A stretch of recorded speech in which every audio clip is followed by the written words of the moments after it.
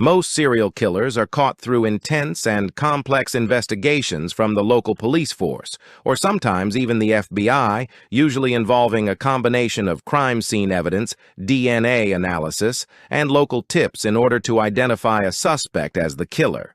In the case of James Dale Ritchie, a serial killer terrorizing Anchorage, Alaska only a few years back in 2016, his downfall was caused by a chance encounter with police as they tried to ask him a quick question on the side of the road regarding a runaway suspect they were trailing. This fated meeting would end in bloodshed and multiple deaths. However, it would end up solving a killing spree that had been stomping Anchorage detectives for months.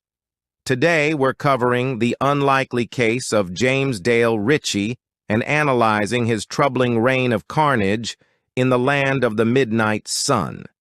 James Dale Ritchie was born on November 4, 1976, and seemed to be leading an incredibly promising and fruitful life in the Wonder Park neighborhood of Anchorage, Alaska. During his teenage years, he attended East Anchorage High School and by every standard was a stellar student. As a teenager, James was standing at a whopping 6 feet and 3 inches, making him prime athletic material and a star of both the basketball and football teams, where he played alongside other athletic students that would eventually turn pro. Not only did James excel when it came to sports and athleticism, but he was also a force to be reckoned with when it came to academics, always getting good grades and even scoring 1,200 on his SATs. James also had an enriching social life, especially when it came to his two best friends, Quincy and Bobby Thompson.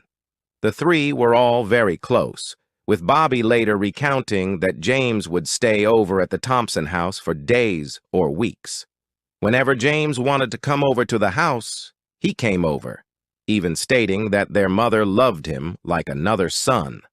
With this evident academic and athletic skill, James was recruited to the West Virginia University football team immediately following high school in 1994. But tragically, what should have been a happy send-off to college and a chance at becoming a professional football player was overshadowed by a tragic shooting and killing of Quincy Thompson the day before James left for Virginia. According to Bobby, his contact and friendship with James slowly but surely began to dwindle after James left for college, and with his brother's death to grieve over, Bobby was hard-pressed to chase after a friend who seemingly didn't want anything to do with him. Despite how hard James had worked to achieve his spot on the WVU football team, James dropped out of college just after one semester and returned home to Alaska. Here, his life began a steady downward spiral, where James quickly became involved in drug dealing and dog fighting. By 1995, over the course of the next decade, James would be in and out of police custody for a variety of offenses, all of which were drug-related. In 2005, he was arrested for an attempted home invasion where he broke into someone's home with some plastic handcuffs and 2 handguns. However, he was thankfully caught and arrested before he could carry out his currently still unknown plan. James was released from prison in 2007, after which he purchased a Colt Python revolver, one that Anchorage authorities would later become very familiar with, and left it for safekeeping with a friend while James moved down to Broadway, Virginia to be with his parents. James stayed in Virginia for quite some time but had next to no run-ins with the law and was looking to be an example of how criminals can be rehabilitated and go on to lead promising lives. Unfortunately, that would not last much longer. Spurred on by a breakup with his girlfriend, James moved back to his hometown of Anchorage in March of 2016 and reacquired the revolver he had left with a friend before moving to Airport Heights. Demonstrating a level of self-awareness likely gained during his peaceful years in Virginia, James could likely sense himself slipping back into his darker criminal headspace and reached out for professional mental health. According to the police, it's unknown the type of help he received, how far the treatment went, or whether or not he was ever diagnosed with any actual disorder. On July 3, 2016, just 5 months after moving back from Virginia, James shot and killed 20-year-old Brianna Foy and 41-year-old Jason N. Sr. early in the morning, leaving without taking much time to cover his tracks. The bodies were discovered near a Ship Creek bike path by a cyclist just before 8 a.m. Both Brianna and Jason led troubled, drug-filled lives, with Brianna suffering homelessness due to her substance abuse and Jason struggling to pay child support or help at all in his two daughters' lives due to his addictions. The police were quickly called to the scene and ruled the deaths a double homicide. On July the 5th, given the drug connection between the two victims, the police understandably assumed the murders had to do with some kind of drug transaction. The police released the information they could and asked for help from the public, identifying two men who would have been near the area at the time of the murders.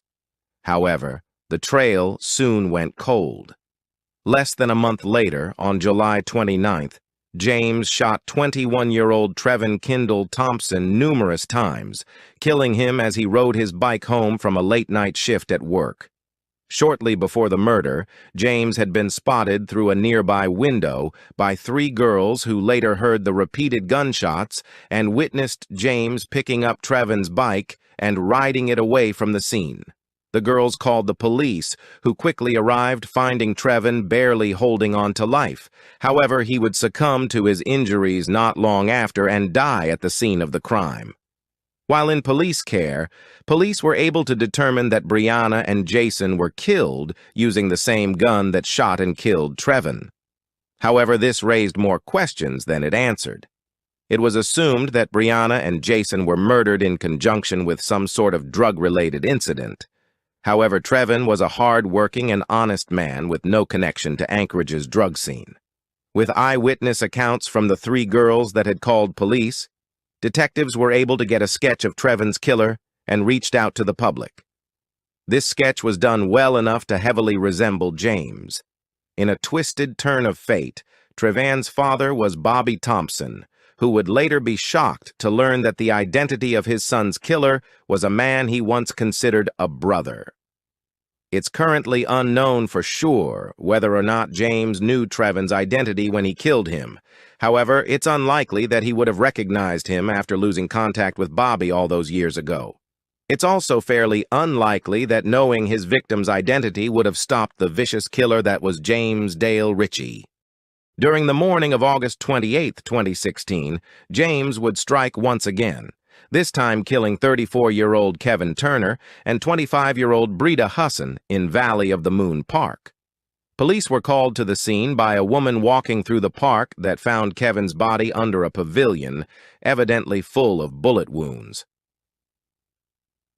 While investigating Kevin's body, the police also discovered Breda's bullet-laden body and were able to determine that not only were both victims killed by the same gun, but that they were killed by the same Colt Python that was responsible for Brianna, Jason, and Trevin.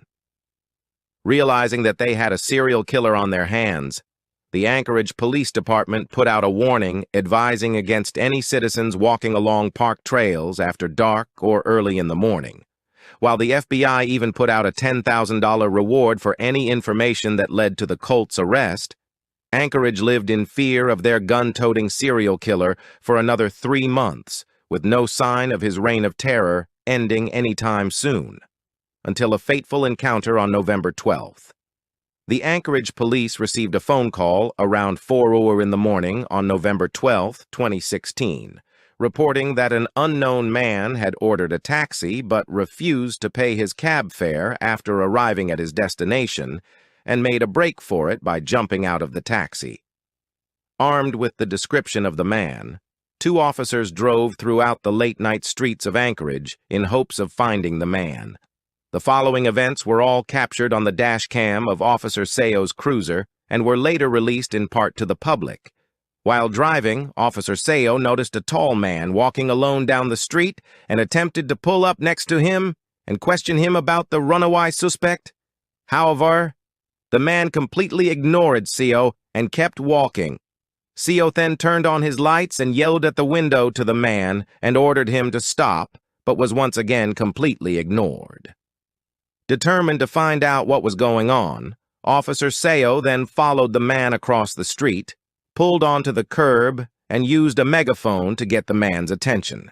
Finally able to capture the man's attention, he turned around and showed his face, revealing himself to the officer, who was unaware that he was staring down James Dale Ritchie, who was out looking for blood. It's at this point that the chilling dashcam footage cuts off as James then whipped out his Colt Python revolver and opened fire on the officer. However, he miraculously was able to jump out of his vehicle and shoot back at James. While Officer Seo was rushed to the hospital where he eventually made a full recovery, James Dale Ritchie was killed in the shootout. After his death, James's gun was then sent to a forensic lab where it was tied to the murders of Brianna, James N. Sr., Traven Kevin Turner, and Brieda Husson. However, with James being dead, the police were obviously unable to decipher any possible motive or reasoning for James' killing spree.